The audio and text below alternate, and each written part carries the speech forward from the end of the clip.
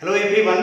तो last lecture में जो है ना मैंने टेट्राहेड्रल फाइट को डिस्कस किया था कि कैसे टेट्राहेड्रल फाइट को लोकेट करते हैं एफसीसी लैटिस में, और देख रहे थे कि पर यूनिट से जो टेट्राहेड्रल फाइट का संख्या है वह पार्टिकल के संख्या का 2 गुना होता था। वैसे ही आज हम लोग अब देखेंगे ऑक्टाहेड्रल फाइट्स के बारे में कि एफसीसी या सीसीपी लैटिस में ऑक्टाहेड्रल फाइट को कैसे डिपिक्ट करते हैं। तो फिर से हम लोगों ने एफसीसी लैटिस को ही कंसीडर किया है, तो सबसे पहले एफसीसी लैटिस हम लोग बनाएंगे। तो एफसीसी लैटिस के लिए क्या करना है कि पार्टिकल्स को सभी कॉर्नर्स पे रखना है। ऐसा 8 कॉर्नर्स पे 8 पार्टिकल्स हो जाएंगे। ये देखो 8 कॉर्नर्स पे 8 पार्टिकल्स हो गए। उसके बाद प्रत्येक फेस का सेंटर पे, तो ई ऊपर वाला फेस का सेंटर में एक पार्टिकल, राइट साइड वाला फेस का सेंटर, नीचे वाला फेस का सेंटर, लेफ्ट साइड वाला फेस का सेंटर, ये पीछे वाला फेस का सेंटर और इस सामने वाला फेस का सेंटर। तो ये जो ब्लू वाले पार्टिकल्स हैं फेस सेंटर्ड पार्टिकल्स हैं, और ये जो ब्लैक वाला है सभी कॉर्नर पार्टिकल्स हैं। अब एक ऑक्टाहेड्रॉन हम लोग कैसे बनाते हैं? तो ऑक्टाहेड्रॉन बनाने के लिए क्या करना है ना कि जो 6 फेस सेंटर्ड पार्टिकल है इस सारे पार्टिकल्स को आपस में कनेक्ट कर देना है, आपस में जोड़ देना है। कैसे जोड़ेंगे जरा ध्यान दोगे। सबसे पहले ये दोनों को आपस में जोड़ो, तो इसको यहां से मिला दो। वैसे फिर ई दोनों को भी जोड़ो तो इसको यहां से मिला दो। वैसे ही ई दोनों को जोड़ो तो इसको भी यहां से मिला दो, और वैसे ही ई दोनों आपस में जुड़ेगा तो ई भी ऐसे मिल जाएगा। उसके बाद फिर इस पार्टिकल को यहां से जोड़ो, फिर इस पार्टिकल को इससे भी जोड़ो। ऐसे यहां करो, इस पार्टिकल को यहां से जोड़ो और इस पार्टिकल को यहां से जोड़ो, ऐसा। और फिर क्या करना है कि इस पार्टिकल को ई दोनों कॉर्नर पार्टिकल से जोड़ना है। देखो इसको यहां से ऐसा कनेक्ट करना है और फिर इसको भी ऐसे यहां कनेक्ट करना है, ऐसा। सेम वे में इस पार्टिकल को यहां से कनेक्ट करेंगे और इस पार्टिकल को यहां से कनेक्ट करेंगे, ऐसा। तो ये मिलाने के बाद जो है ना देखो यहाँ एक ऑक्टाहेड्रॉन बन गया। जब ऑक्टाहेड्रल फाइट को डिस्कस कर रहे थे उस समय इस टाइप का फिगर बनाए थे। अब यहाँ ऑब्जर्व करोगे कि जो ऑक्टाहेड्रॉन बना है ना इसके बीच में देखो एकदम सेंटर में यहाँ एक जगह खाली बच गया, यहाँ कोई पार्टिकल नहीं है, तो यही रिप्रेजेंट करेगा ऑक्टाहेड्रल फाइट को, ऑक्टाहेड्रल फाइट। तो यह जो ऑक्टाहेड्रल फाइट है ना इस पूरे यूनिट सेल का बॉडी सेंटर में है, बीचों बीच। अब इसी को जो है हम लोग और अलग तरीके से दिखा सकते हैं। तो देखो ये जो पूरा फिगर हम लोगों ने यहाँ बनाया है यह फिगर रिप्रेजेंट कर रहा है क्रिस्टल लैटिस को। इसमें बहुत सारे ऐसे यूनिट सेल हैं। अब जो किसी भी क्रिस्टल में क्या होता है ना कि ऐसा एक ही एलिमेंट नहीं होता है। ई जो है क्रिस्टल लैटिस आगे इधर भी बढ़ा हुआ रहेगा, ऊपर भी बढ़ा हुआ रहेगा, नीचे भी बढ़ा हुआ रहेगा, ऐसे लेफ्ट साइड भी बढ़ा हुआ रहेगा। तो पूरा एक्सपैंड रहता है। हम लोग को करना क्या है कि इसी फिगर को जो है ना थोड़ा सा एक्सपैंड करना है। तो एक्सपैंड कैसे करेंगे जरा देखोगे। ई यदि आगे बढ़ता तो कुछ इस तरह का होता, वैसे ही इधर से ई आगे बढ़ता तो ई भी कुछ इस तरह का होता। अब देखो कैसे करना है। यहां फेस सेंटर में पार्टिकल है, फिर यहां नहीं है। यहां फेस सेंटर में पार्टिकल है, फिर यहां नहीं है। तो आगे जो इधर फेस बनेगा वहां कोई पार्टिकल होगा। तो मान लो कि अगला जो पार्टिकल है वो कहीं यहां होगा, ऐसा। उसी प्रकार से इधर से देखो फेस सेंटर पार्टिकल है, फिर यहां नहीं है, फिर यहां फेस सेंटर है, यहां नहीं है। तो जो आगे का फेस क्रिएट होगा ना वहां कोई पार्टिकल होगा। तो मान लो कि पार्टिकल कहीं यहां पर है, ऐसा। तो ये दोनों पार्टिकल जो है ना आगे जब इसको एक्सपैंड करेंगे इस फिगर को हम लोग तो नेक्स्ट फेस में ये सभी पार्टिकल्स आएंगे। और फिर जितना काम यहां हम लोगों ने किया उसी काम को फिर अब यहां दोहराना है। सब फेस सेंटर को आपस में जो है कनेक्ट कर देना है।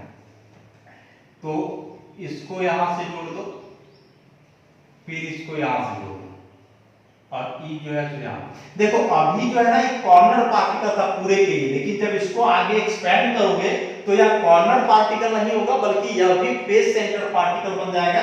जैसे ई दोनों फेस सेंटर पार्टिकल है। तो शुरुआत में दोनों कॉर्नर था, लेकिन जब इसको आगे बढ़ाएंगे तो यह कॉर्नर ना होकर के फेस सेंटर पार्टिकल बन जाएगा। ऐसे ही फिर इसको यहां से मिला दो, ई ऐसे यहां से मिलेगा, ऐसा। ये तो यहां से मिला ही हुआ है। उसके बाद फिर इसको यहां से कनेक्ट कर देना है और फिर ई यहां से कनेक्ट होगा और ई यहां से, वैसे ही फिर इस पार्टिकल को इससे कनेक्ट करना है और फिर इसको यहां से भी कनेक्ट करना है, ऐसा। तो ऐसा करने के बाद देखो ये फिर से एक ऑक्टाहेड्रॉन बन गया इसके जैसा। और यहां भी देखोगे ना तो देखो इस जगह पे अब खाली जगह क्रिएट है, यहां कोई पार्टिकल नहीं है, तो ई वाला भी हुआ ऑक्टाहेड्रल फॉइड, ऑक्टाहेड्रल फॉइड। तो दो जगह ऑक्टाहेड्रल फॉइड क्रिएट हुआ है, दोनों में अंतर है। यहां वाला जो ऑक्टाहेड्रल फॉइड है ना कहां है, इस पूरे यूनिट सेल का बॉडी सेंटर में है, तो ये octahedral void in the body centre, body का सेंटर में ये ऑक्टाहेड्रल फॉइड है। लेकिन यहां जो ऑक्टाहेड्रल फॉइड बना वो कहां है, तो देखो इस पूरे यूनिट सेल के लिए ई वाला जो पार्ट है ना वो उसका एज है, और ये एज का सेंटर पे यहां क्रिएट हो रहा है फॉइड। तो ई जो ऑक्टाहेड्रल फॉइड बना है तो octahedral void in the edge centre, edge का सेंटर पे है, ऐसा। तो यहां से हम लोग क्या कंक्लूजन निकाले, जैसे टेट्राहेड्रल फॉइड था तो टेट्राहेड्रल फॉइड एक ही जगह क्रिएट होता था, और कहां होता था, तो पूरे यूनिट सेल का बॉडी सेंटर में। लेकिन जो ऑक्टाहेड्रल फॉइड है ना दो जगह क्रिएट होते हैं, बॉडी सेंटर में और बॉडी सेंटर के अलावे प्रत्येक एज सेंटर में। तो यदि हम लोग यहां से निकालना चाहें, कैलकुलेट करना चाहें number of octahedral void, octahedral void per unit cell, तो कितना होगा, तो ऑक्टाहेड्रल फॉइड दो जगह क्रिएट हुआ ना, बॉडी सेंटर में और एज सेंटर में।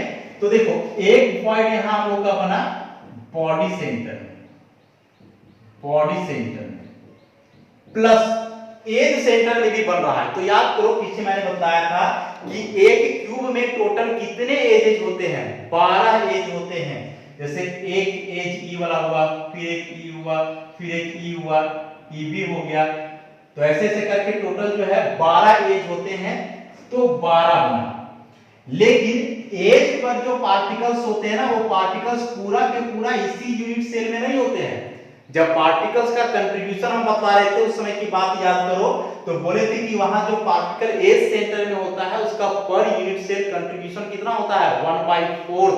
तो यहां हो जाएगा 12 into 1/4, ये कहां का है, एज सेंटर का है। दोनों को जोड़ दो तो 3 से यहां कट जाएगा, तो 1 + 3 कितना बना, 4। तो टोटल ऑक्टाहेड्रल फॉइड जो पर यूनिट सेल बना है एफसीसी लैटिस में, उसका संख्या कितना है, 4। ऑक्टाहेड्रल है, टेट्राहेड्रल फॉइड कितना आ रहा था, 8, ऑक्टाहेड्रल फॉइड कितना आया, 4। अब यहां से हम लोग एक बात और लिखें कि since number of particles per unit cell of FCC lattice, FCC lattice में पर यूनिट सेल कितने पार्टिकल्स होते हैं, तो 4 पार्टिकल्स होते हैं। और नंबर ऑफ टेट्राहेड्रल फॉइड में कितना बना है, octahedral void, number of octahedral voids per unit cell of FCC lattice, तो ये भी कितना बना है, 4। तो यदि एटम की संख्या को n मान ले तो फॉइड का भी संख्या कितना आ रहा है, n आ रहा है।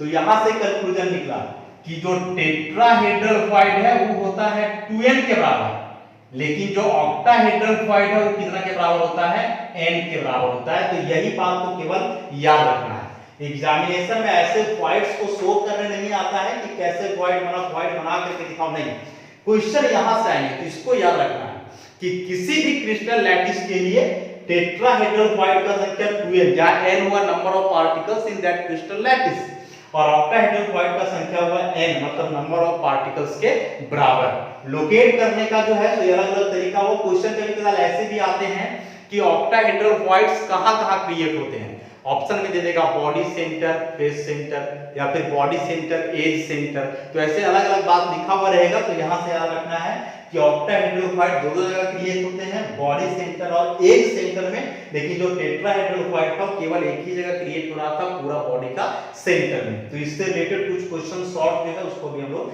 डिस्कस करेंगे।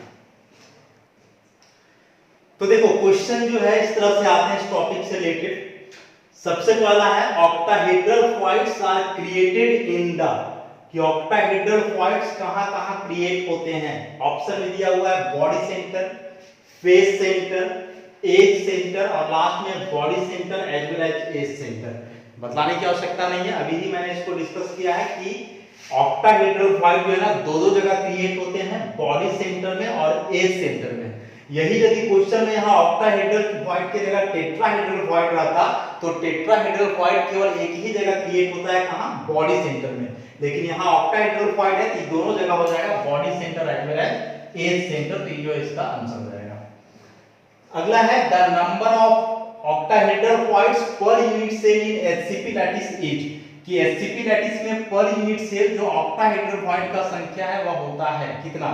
तो देखो लैटिस दिया हुआ है एचसीपी लैटिस, तो एचसीपी लैटिस में क्या जो है तो हम लोग जानते हैं कि जो नंबर ऑफ पार्टिकल्स है, number of particles per unit cell in HCP lattice, in HCP lattice कितना होता है, तो 6 होता है। अब 6 को यदि हम लोग मान लें n, तो अभी क्या देखे कि जो ऑक्टाहेड्रल फॉइड का संख्या है ना वह पार्टिकल्स के संख्या का बराबर होता है। तो यदि पार्टिकल का संख्या यहाँ 6 है तो जो ऑक्टाहेड्रल फॉइड का संख्या है, नंबर ऑफ ऑक्टाहेड्रल फॉइड, वह भी n के बराबर होगा, मतलब वह भी कितना हो जाएगा 6। तो ऑप्शन में यहाँ 6 है, इसको हम लोग टिक करेंगे। तो ये ऑब्जेक्टिव क्वेश्चन। एक सब्जेक्टिव क्वेश्चन ऐसे भी आता है न्यूमेरिकल टाइप का, दिया हुआ है कि compound containing 3 elements P, Q and R, कोई कंपाउंड है उसमें 3 टाइप के एलिमेंट हैं P, Q और R, in which P crystallizes in HCP lattice, जिसमें P जो है HCP लैटिस बना रहा है, मतलब क्रिस्टल का लैटिस हम लोग को पता चल गया HCP। और बोला है Q occupy all the octahedral voids, Q कहां है तो सारे ऑक्टाहेड्रल फॉइड्स को ऑक्यूपाई कर रहा है, and R occupy all the tetrahedral voids, और R कहां है तो सब टेट्राहेड्रल फॉइड को ऑक्यूपाई किया। Predict the molecular formula of the compound, तो कंपाउंड का फार्मूला क्या होगा वही निकालना है। तो देखो कैसे बनाएंगे, अभी इस टाइप के क्वेश्चन को जो है डिस्कस किए हम लोग। सबसे पहले इसके लिए एटॉमिक रेशियो निकालना होता है ना कि पर यूनिट सेल कौन सा एलिमेंट जो है कितना है। तो देखो सबसे पहले since P has HCP lattice, therefore number of P per unit cell, इसलिए पर यूनिट सेल P का संख्या कितना होगा। तो HCP लैटिस में पार्टिकल का संख्या कितना होता है 6, तो डायरेक्ट हम लोग लिख देंगे कि पर यूनिट सेल P का संख्या हो गया 6। उसके बाद since Q occupy all the octahedral voids, all the octahedral voids, therefore number of Q per unit cell, number of Q per unit cell। तो यहां से देखो Q जो है ना सब ऑक्टाहेड्रल फॉइड में है, तो ऑक्टाहेड्रल फॉइड का संख्या होगा पहले कितना, तो अभी बताए कि ऑक्टाहेड्रल फॉइड का संख्या जो है ना एटम की संख्या के बराबर होता है। तो यहाँ एटम का संख्या देखो जो है एचसीपी लैटिस में एटम का संख्या 6 है, तो ऑक्टाहेड्रल फॉइड का भी संख्या कितना होगा 6, और जितना ऑक्टाहेड्रल फॉइड है सारे ऑक्टाहेड्रल फॉइड्स में क्या है Q, तो Q का भी संख्या कितना हो जाएगा 6। वैसे ही again R occupy all the tetrahedral voids, R occupy all the tetrahedral voids, R सब टेट्राहेड्रल फॉइड में है, तो टेट्राहेड्रल फॉइड का संख्या कितना, तो टेट्राहेड्रल फॉइड का संख्या क्या पढ़े कि पार्टिकल्स के संख्या का 2 गुना होता है, और पार्टिकल्स का संख्या देखो यहाँ कितना है 6 है। Therefore number of R per unit cell, तो पर यूनिट सेल R का संख्या कितना हो जाएगा तो 6 into 2 मतलब 12, पार्टिकल के संख्या का 2 गुना। अब हम लोग एटॉमिक रेशियो कैलकुलेट करते हैं।